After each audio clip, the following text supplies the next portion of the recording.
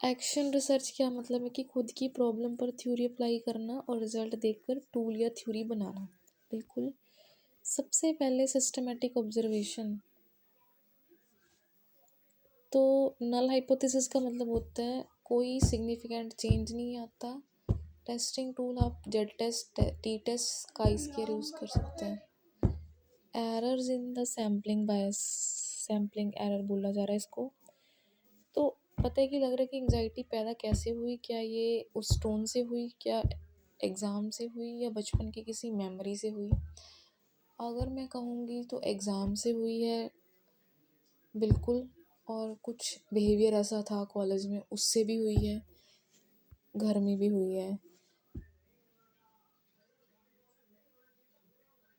तो माइंडसेट अभी भी एक्टिंग वाला है, क्योंकि ऑब्जर्व कर रही हैं तो टॉपिक का मकसद है कि आप एक्टर से डायरेक्टर बन जाएं। डायरेक्टर स्क्रिप्ट को बदल सकता है,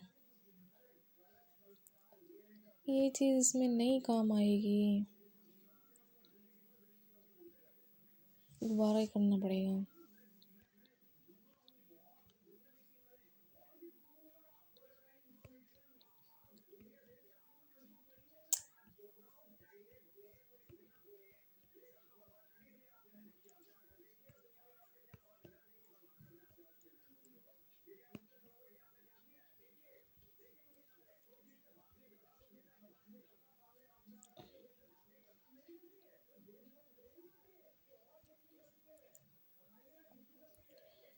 एक बारी ना हम वैसे ही पढ़ लेते हैं, क्योंकि उसमें हमें इतना ज़रूर समझ आ जाएगा कि क्या चीज़ वो है।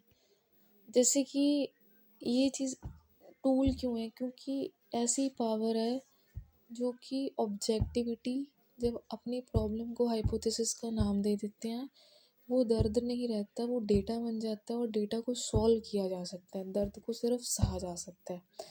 अगर कैलकुलेटेड वैल्यू मतलब रिस्पॉन्स, टैबुलेटेड वैल्यू मतलब एग्रेशन, तो हम नल हाइपोथेसिस को रिजेक्ट कर देंगे, तो वो नल है, ज़ीरो। आपका सेल्फ कॉन्फिडेंस, अग्रेसिव टोन बड़ा हो गया है, इसीलिए आइडेंटिटी ख़त्म हो जाएगी, नील हो जाएगी।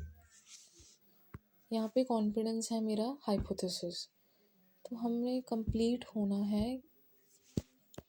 उसके बाद हम चलते हैं प्रॉब्लम आइडेंटिफिकेशन। प्रॉब्लम फाइंड करनी है कौन सी है, रिसर्च लैंग्वेज में इसे प्रॉब्लम स्टेटमेंट कहते हैं।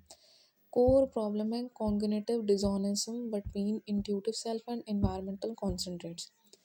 इंट्यूशन जानती है कि आप क्या कर सकती हैं, पर एनवायरनमेंट एक फ़िक्स रोल में बांध देता है, दोनों मैच नहीं करते तो एंग्जाइटी हो जाती है। कि इंट्यूशन को समझना इस टॉपिक का काम हो सकता है, तो जिसे हम ह्यूरिस्टिक डिसीजन मेकिंग कहते हैं।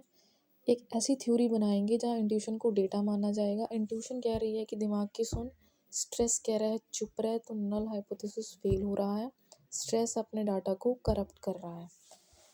तो जैसे कि डेथ हमारे साथ होनी ही होनी है, तो this is a urgency of time. Time bound research कहते हैं जब हमें पता है कि वक्त कम है, यूजीसी एक तपस्या है, तो हमारा दिमाग बहुत तेज़ चलता है, डर के मारे बैठ जाता है। तो एक टूल है, दर्द और एक्सपीरियंस आपका अपना है। ऑथर्स ने जो इंग्लिश में लिखा है उसे हम इंडियन कॉन्टेक्स्ट में ट्रांसलेट कर रहे हैं। हम इसे सब्जेक्टिव एक्सपीरियंस वैलिडेशन में सॉल्व करेंगे। तो जैसे कि मैंने बोला था, मुझे बहुबलिक फ्रस्ट्रेशन होती है, इंट्यूशन लगती है एक इंडिपेंडेंट वेरिएबल माने, फिजिकल रियलिटी को डिपेंडेंट वेरिएबल माने, फिर देखते हैं कौन किसको कंट्रोल कर रहा है। थोड़ा सा और आगे चलते हैं। ये जो फॉर्मल लैंग्वेज जो अपने बुक से यूजीसी के सिलेबस में देखते हैं वो न्यूट्रल होती है। वेरिएबल आइडेंटिफिकेशन वो फैक्टर्स जो बदलते हैं, सिग्निफिकेंस वो पॉइंट जहाँ गलती होने का डर होता है, इसे लिखा हुआ है। वेरिएबल आइडेंटिफिकेशन का मतलब होता है कि फैक्टर्स जो बदलते हैं।